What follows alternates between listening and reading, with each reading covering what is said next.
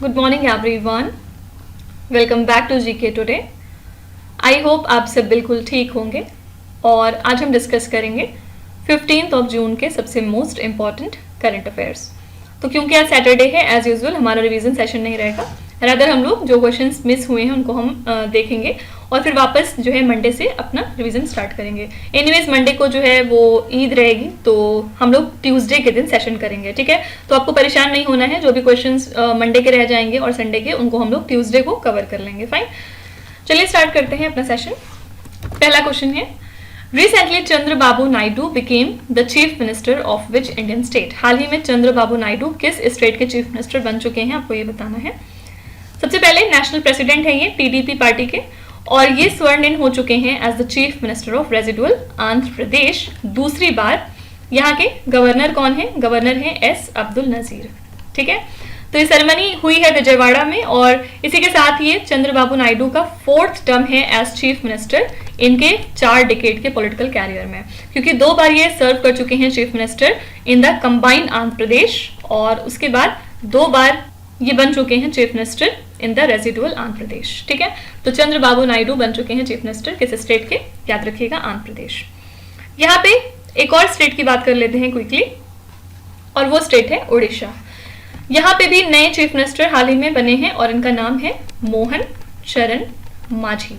कौन सी पार्टी के हैं ये बीजेपी से हैं, ठीक है। ये उड़ीसा के नए चीफ मिनिस्टर बन गए हैं। गवर्नर कौन है उड़ीसा स्टेट के? मिस्टर रघुबर दास, ठीक है। इसी के साथ ये पहले बीजेपी लीडर हैं और साथ ही 3rd ट्राइबल हैं जो इस पोजीशन को होल्ड कर रहे हैं। 2 डेप्यूटी चीफ मिनिस्टर्स भी स्वर्णिन हुए हैं, और कौन कौन है ये? कनक वर्धन सिंह दियो और प्रवती पारिदा, ठीक है। तो इस दौरान prime minister Narendra Modi, Amit Shah, JP Nadda और कुछ और बीजेपी स्टेट चीफ मिनिस्टर्स भी मौजूद थे इस सेरेमनी को अटेंड करने के लिए, ठीक है। इसके अलावा कल हमने एक चीज और पढ़ी थी सिक्किम के बारे में। सिक्किम में नए चीफ मिनिस्टर कौन बन गए हैं? इनका नाम है प्रेम सिंह तमांग, ठीक है। प्रेम सिंह तमांग कौन सी पार्टी को बिलोंग करते हैं? ये हैं सिक्किम क्रांतिकारी मोर्चा से, और ये सिक्किम के चीफ मिनिस्टर बने हैं for the 2nd term. Fine, तो आपसे पूछा जा सकता है कि प्रेम सिंह तमांग कौन से स्टेट के चीफ मिनिस्टर हैं? आपका आंसर हो जाएगा सिक्किम। नेक्स्ट है, Saulos Klaus Chilima who recently passed away in a plane crash was the vice president of which country? हाल ही में इनका निधन हो गया है एक प्लेन क्रैश के दौरान। आपको बताना है कि ये कौन सी कंट्री के वाइस प्रेसिडेंट थे। आंसर हो जाएगा सी ऑप्शन, मलावी कंट्री के, ठीक है। तो मलावी कंट्री के जो वाइस प्रेसिडेंट है ये इस प्लेन में मौजूद थे 9 और लोगों के साथ, और ये जो मिलिट्री एयरक्राफ्ट था ये लिलोंगवे से स्टार्ट हुआ था चलना, लेकिन इसको जूजू लैंड करना था ऑल्दो, लेकिन जूजू नहीं पहुंच पाया, ठीक है, because of poor visibility, and उसके बाद इसका कॉन्टैक्ट हो गया आफ्टर बीइंग ऑर्डर्ड बैक। तो प्रेसिडेंट यहाँ के जो है लजारोस चकवेरा, उन्होंने ऑफिशियल तरीके से कंफर्म किया है कि जो प्लेन का रैकेज था वो पाया गया है एक फॉरेस्ट में जहाँ पे कोई भी सर्वाइवर्स मौजूद नहीं रहे।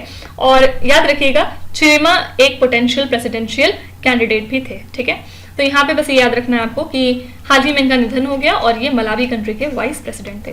सिमिलर इंसिडेंट हमने कुछ दिनों पहले देखा था ईरान कंट्री के रिगार्डिंग। यहाँ के जो प्रेसिडेंट थे, क्या नाम था? इब्राहिम रईसी। इनका भी निधन हो गया था एक प्लेन क्रैश के दौरान, ठीक है। तो आपसे पूछा जा सकता है कि इब्राहिम रईसी जिनका एक प्लेन क्रैश में निधन हुआ, ये कौन सी कंट्री के प्रेसिडेंट थे? आंसर हो जाएगा ईरान। एक और क्वेश्चन है यहाँ पे रिगार्डिंग द डिमाइस। इनका नाम है पंडित राजीव तारानाथ। आपसे पूछा जा सकता है कि पंडित राजीव तारानाथ जो हाल ही में गुजर चुके हैं ये किस फील्ड से रिलेटेड हैं? तो ये सैरोट मैस्ट्रो से रिलेटेड हैं, ठीक है। सैरोट क्या है? ये एक prominent Hindustani classical music instrument होता है जिसको कि हमने अडॉप्ट किया है from the Afghan rabab in the 16th century. तो यहाँ पे सिंपली बस याद रखिएगा कि सैरोट मैस्ट्रो से रिलेटेड है, ठीक है। नेक्स्ट है, Gandhi Sagar wildlife sanctuary recently seen in the news is located in which Indian state? Gandhi Sagar wildlife sanctuary जो आजकल चर्चे में है, ये कौन से स्टेट में लाई करती है? आंसर हो जाएगा A option, Madhya Pradesh state. किस वजह से ये सैंक्चुरी न्यूज में आई? क्योंकि मध्य प्रदेश की सरकार ने Gandhi Sagar wildlife sanctuary को तैयार कर लिया है टू बिकम अ न्यू चीता हैबिटाट। इसको जो है चीता के रहने के लिए बनाया जा रहा है, हर तरीके से इसको अडॉप्ट कराया जा रहा है, और टीम्स फ्रॉम कीनिया और साउथ अफ्रीका बुलवाई गई हैं ताकि वो इसके साइट को एग्जामिन या एसेस कर सकें, ठीक है। जो प्रे एनिमल्स हैं जिनको चीतास खाएंगे उनको भी रिलोकेट किया गया है फ्रॉम अदर टाइगर रिजर्व्स अगर आपको याद हो तो 8 नामीबियन चीता हमने रिलीज किए थे कूनो नेशनल पार्क में 2022 में, और उसके बाद फिर फर्दर हम 12 और चीते लाए थे साउथ अफ्रीका से 2023 में।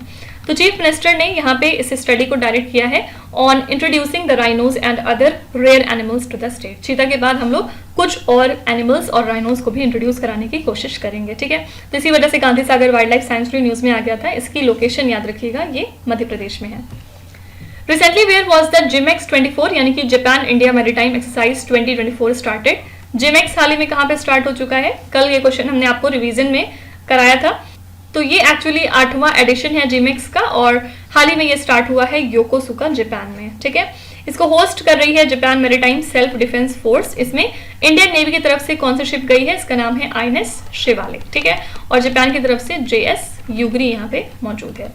इस एक्सरसाइज में हार्बर और सी फेजेस इंक्लूडेड हैं, और ये फोकस करेगा जो भी नेवल इंट्रैक्शन है उसको बढ़ाने की कोशिश करेगा और वॉर फाइटिंग स्किल्स को बढ़ाएगा। पर्पस यहाँ पे क्या है कि दोनों कंट्रीज के बीच में जो इंटरऑपरेबिलिटी है वो मजबूत हो सके, बढ़ सके, और जो डिफेंस टाइज हैं वो हमारे स्ट्रेंथन हो सके, ठीक है। तो 2 बातें याद रखिएगा, जिमेक्स कौन सी 2 कंट्रीज के बीच में होता है? तो answer is Japan and India. यहाँ पे वेन्यू अगर आपसे पूछा जाएगा तो आंसर है योकोसुका जापान, ओके। नेक्स्ट है, recently the United Nations General Assembly has declared which year as the International Year of Quantum Science and Technology। United Nations General Assembly ने किस साल को डिक्लेयर किया है as the International Year of Quantum Science and Technology? तो United Nation General Assembly ने 2025 को declare किया है as the International Year of Quantum Science and Technology. और यहाँ पे पर्पस क्या है? पब्लिक अवेयरनेस क्रिएट करना, यूथ के इन्वॉल्वमेंट को इंकरेज करना और क्वांटम साइंस के एप्लीकेशंस को सपोर्ट करना, ठीक है। तो 2025 याद रखिएगा कि ये डेजिग्नेटेड है कोऑपरेटिव्स के लिए, पीस एंड ट्रस्ट के लिए भी, और इसके अलावा ग्लेशियर प्रिजर्वेशन के लिए। और वहीं जो 2024 का साल था वो सेलिब्रेट करता था कैमलिट्स को, ठीक है। तो यहाँ पे आंसर हो जाएगा B option, that is 2025। Next is which day is observed as World Day Against Child Labour every year. World Day Against Child Labour हम कब ऑब्जर्व करते हैं? तो एनुअली हम इसको ऑब्जर्व करते हैं 12 जून को, और यहाँ पे पर्पस क्या है? चाइल्ड लेबर को खत्म करना, ठीक है। इसको इनिशिएट किया है इंटरनेशनल लेबर ऑर्गेनाइजेशन ने 2002 में। पर्पस था ग्लोबल एफर्ट्स को हाईलाइट करना टू प्रोटेक्ट चिल्ड्रन। इस साल की थीम की बात अगर हम करेंगे तो थीम हमने रखी थी let's act on our commitments and child labour, ठीक है। तो ये साल मार्क करता है 25th एनिवर्सरी ऑफ आईएलओ के worst forms of child labour convention. ILO का हेडक्वार्टर्स कहाँ पे ला करता है? जेनेवा, स्विट्जरलैंड में, ठीक है। नेक्स्ट है, recently where was the foreign minister meeting of the BRICS countries held. BRICS countries की फॉरेन मिनिस्टर मीटिंग कहाँ पे कंडक्ट हो रही है? आपका आंसर हो जाएगा यहाँ पे C option, Nizhny Novgorod in Russia, ठीक है। तो ये पहली ब्रिक्स मिनिस्ट्रियल मीटिंग होगी नए मेंबर्स के साथ, और ये कंडक्ट हो रही है रशिया में, क्योंकि रशिया करंट ब्रिक्स चेयरमैन है, और इन्होंने इस मीटिंग को होस्ट किया to prepare for the 16th annual BRICS summit, जो कि होने वाली है अक्टूबर 2024 में, ठीक है। तो कौन से इसमें नए मेंबर्स इंक्लूडेड हैं ब्रिक्स में? याद रखिएगा, इसमें 5 नए मेंबर्स हैं, Ethiopia, Egypt, Iran, Saudi Arabia and UAE, ठीक है। तो यहाँ पे आंसर है C option, that is Russia, ठीक है। इसके अलावा यहाँ पे क्रेट आइलैंड आजकल न्यूज में आया था, किस वजह से? क्योंकि यहाँ पे एक एक्सकवेशन हुई थी एक एयरपोर्ट के लिए, जहाँ पे हमें एक 4000 साल पुराना सर्कुलर मॉन्यूमेंट डिस्कवर हुआ है, ठीक है। इसी वजह से बस ये न्यूज में आ गया था। क्रेट आइलैंड के बारे में खास बात क्या है? ये लार्जेस्ट आइलैंड है ग्रीस कंट्री का, ठीक है। इसके अलावा ये 5th लार्जेस्ट मेडिटेरेनियन आइलैंड भी है, okay. Which organization recently released Raising Ambition Accelerating Action Towards Enhanced Indices for the Forest Report? ये रिपोर्ट किसने पब्लिश की है? आंसर हो जाएगा B option, United Nations Environment programme.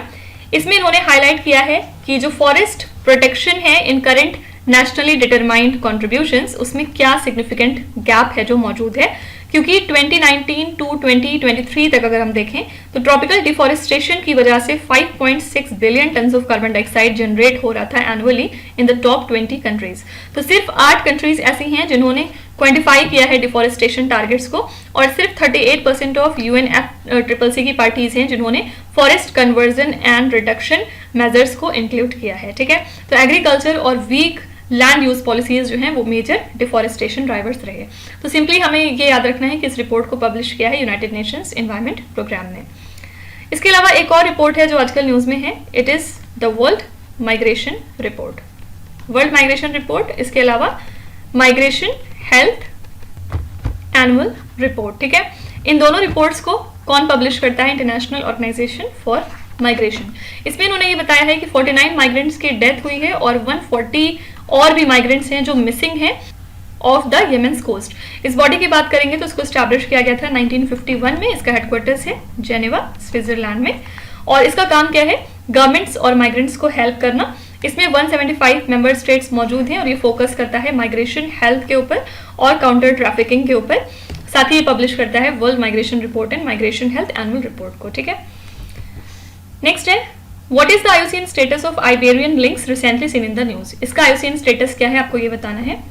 एक टाइम था जब आइबेरियन लिंक्स ऑलमोस्ट एक्सटिंक्शन की कैटेगरी में थे, एक्सटिंक्शन पे थे, और ये दुनिया की मोस्ट इंडेंजर्ड फेलाइन स्पीशीज है। ये पाए जाते हैं आइबेरियन पेनिनसुला में और ये इनहैबिट करते हैं मेडिटेरियन फॉरेस्ट को, जहां पे डेंस स्क्रब मौजूद हैं और ओपन पॉस्चर्स होते हैं। ठीक है, तो ये हैवी स्पॉटेड वाइल्ड कैट की तरह दिखते हैं, जिनके पास एक बियर्ड होती है और प्राइमरली ये फीड करते हैं रैबिट्स के ऊपर। ठीक है, तो कंजर्वेशन स्टेटस इनका क्या है? इंडेंजर्ड आईयूसीएन की रेड लिस्ट में, और ये लिस्टेड है इन द साइट्स अपेंडिक्स 2। ठीक है, मेजर थ्रेट्स इनके लिए क्या क्या है? Illegal hunting, habitat loss and food scarcity. तो इनका आईयूसीएन स्टेटस याद रखिएगा, ये इंडेंजर्ड की कैटेगरी में है फिलहाल। Okay, next question is very very important. What is the position of India in the global gender gap index 2024? इसमें इंडिया की रैंक क्या है? इंडिया जो है 129th पोजीशन पे पहुंच चुका है इस इंडेक्स में। टॉप मोस्ट कंट्री कौन सी थी? आंसर है आइसलैंड। ठीक है, साउथ एशिया में अगर हम सिर्फ बात करेंगे तो इंडिया की रैंक है 5th साउथ एशिया में। ठीक है, तो इकोनॉमिकली अगर हम बात करें तो India along with Bangladesh, Sudan, Iran, Pakistan and Morocco, इन्होंने एग्जिबिट की है लो जेंडर पैरिटी। और वर्ल्ड इकोनॉमिक फोरम ने एस्टिमेट किया है कि 134 ईयर्स हमें लगेंगे अगर हमें फुल जेंडर पैरिटी को अचीव करना है एट द करंट पेस, क्योंकि फिलहाल 68.5% का गैप क्लोजर है ग्लोबल लेवल पे। ठीक है, तो इंडिया की रैंक रही 129 in the global gender gap index 2024। इसको रिलीज कौन करता है? याद रखिएगा, वर्ल्ड इकोनॉमिक फोरम। ठीक है, नेक्स्ट है which institute researchers have recently developed a novel remediation process for removing the heavy metal contaminants such as arsenic from the groundwater? कौन से इंस्टीट्यूट के रिसर्चर्स हैं जिन्होंने एक नोवेल रेमिडिएशन प्रोसेस डिस्कवर कर लिया है हैवी मेटल कॉन्टामिनेंट्स को रिमूव करने के लिए, like arsenic from the ground water? तो researchers at Indian Institute of Science Bengaluru, इन्होंने डेवलप किया एक पेटेंटेड 3 स्टेप का प्रोसेस जिससे कि आप हैवी मेटल कॉन्टामिनेंट्स को रिमूव कर सकते हैं, like arsenic from ground water. ये मेथड एंश्योर करेगा eco friendly disposal of removed heavy metals, जिससे कि इनकी री एंट्री प्रिवेंट होगी इनटू द ग्राउंड वाटर। ठीक है, तो आर्सेनिक लेवल्स एक्सीड करते हैं परमिशेबल लिमिट्स को इन 113 डिस्ट्रिक्ट्स इन अक्रॉस 21 इंडियन स्टेट। वहीं जो फ्लोराइड का लेवल है वो सरपास करता है स्टैंडर्ड्स को 223 डिस्ट्रिक्ट्स में इन अक्रॉस 23 स्टेट्स। और ये रिपोर्ट दी है ब्यूरो ऑफ इंडियन स्टैंडर्ड और वर्ल्ड हेल्थ ऑर्गेनाइजेशन ने। ठीक है, तो यहाँ पे आंसर है A option, Indian Institute of Science Bengaluru. Next है which state was the hardest hit by the forest fires this season, November to June, according to data collected by the MODIS and sensor fitted onto NASA's Aqua and Terra satellite? इनके मुताबिक सबसे ज्यादा forest fires इस season में कौन से state में देखने को मिले? सबको पता है answer, B option, Uttarakhand. Uttarakhand में वर्स्ट फॉरेस्ट फायर्स हुए हैं इस सीजन में, क्योंकि यहाँ पे 2154 इंसिडेंट्स रिकॉर्ड किए गए बाय द मॉडिस। मॉडिस क्या चीज है? इसका फुल फॉर्म है मॉडरेट रेजोल्यूशन इमेजिंग स्पेक्ट्रोरेडियोमीटर। ये एक तरह का सेंसर है जो कि फिटेड है नासा के एक्वा और टेरा सैटेलाइट में। ठीक है, और उत्तराखंड को फिर फॉलो किया है उड़ीसा, आंध्र प्रदेश, महाराष्ट्र और छत्तीसगढ़ जैसे स्टेट्स ने, जहां पे सिग्निफिकेंट फायर अकरेंसेस देखने को मिले हैं। अप्रैल अकेले में अगर हम बात करें तो 9000 से भी ज्यादा फॉरेस्ट फायर्स के केसेस सामने आए इन अक्रॉस इंडिया, और ये सबसे ज्यादा है किसी भी मंथ में। ठीक है, तो यहाँ पे आंसर है B option, that is Uttarakhand. Last question है starship spacecraft recently seen in the news is built by which organisation? इस स्पेसक्राफ्ट को किसने बिल्ड किया है? आंसर हो जाएगा SpaceX, that is A option. हाल ही में इसने कंप्लीट किया है अपना पहला सक्सेसफुल टेस्ट फ्लाइट, जहां पे इसने फीचर किया एक gentle splash down both booster और स्पेसक्राफ्ट का। ठीक है, तो ये एक फुली रियूजेबल स्पेसक्राफ्ट है। इसको डिजाइन किया गया है बहुत सारे मिशंस के लिए, जैसे कि Mars colonisation and lunar landing. ये कंप्राइज करता है super heavy booster and starship spacecraft. इसमें कैपेसिटी मौजूद है लगभग 100 पैसेंजर्स की और इसमें बहुत बड़े बड़े कार्गो पेलोड्स की कैपेसिटी मौजूद है। ये फ्यूल्ड होते हैं बाय द रैप्टर इंजन्स, ठीक है। ये यूटिलाइज करते हैं लिक्विड मीथेन और ऑक्सीजन को। इसमें पर्पस क्या है, मार्स मिशन को अचीव करना और ल्यूनार लैंडिंग वगैरह अचीव करना, ठीक है। तो स्टारशिप का पर्पस यहाँ पे क्या है, स्पेस ट्रेवल को बेसिकली रिवोल्यूशनाइज करना। याद रखिएगा ये स्पेसक्राफ्ट किस ऑर्गेनाइजेशन का है, your answer is space x. तो इसी के साथ हमने आज के सभी इंपॉर्टेंट करंट अफेयर्स कवर कर लिए। आई होप कि आपने सेशन को काफ़ी एंजॉय किया होगा और डेफिनेटली आप काफ़ी कुछ नया सीख के ही जा रहे होंगे। कंक्लूड करने से पहले मैं आपको बता दूं कि ये सारे क्वेश्चंस हमारी डेली 20 MCQ सीरीज का हिस्सा हैं in the GK today Android application. तो अगर आप इनकी PDF फॉर्मेट चाहते हैं तो आप वहां से जाके उस कोर्स को सब्सक्राइब कर सकते हैं with very nominal fees. Okay, चलिए फिर आपके क्विज पे चलेंगे, जहाँ पे स्क्रीन पे आपको 5 क्वेश्चंस दिखाई दे रहे होंगे। ये क्वेश्चंस ऑलरेडी हम पीछे कहीं ना कहीं डिस्कस कर चुके हैं। यहाँ पे आपको वीडियो को पॉज करना है और जितने भी क्वेश्चन आपको इसमें से आते हैं आप उनका जवाब कमेंट्स में मेंशन कर सकते हैं। जो नहीं आते उसके लिए बिल्कुल भी परेशान होने की जरूरत नहीं है। विथ टाइम डेफिनेटली आपका स्कोर इंप्रूव करेगा। आपको बस हमारे साथ कंसिस्टेंट और परसिस्टेंट रहने की ज़रूरत है। So that's it for today. I hope you have like the session. आज का सेशन आपको कैसा लगा आप ज़रूर बताइएगा कॉमेंट्स में। साथ ही साथ आपका कोई भी रिव्यू है, फीडबैक है या फिर सजेशन है तो वो भी आप हमें बता सकते हैं। हमें जानकर खुशी होगी और हम पूरी कोशिश करेंगे उसको इम्प्लीमेंट करने की। तो कल फिर हम लेंगे सेम टाइम सेम जगह कल के करंट अफेयर्स के साथ। Till then stay tuned. Thank you so much for watching and please do not forget to subscribe to GK today. With this मीनू साथ सरा साइनिंग ऑफ।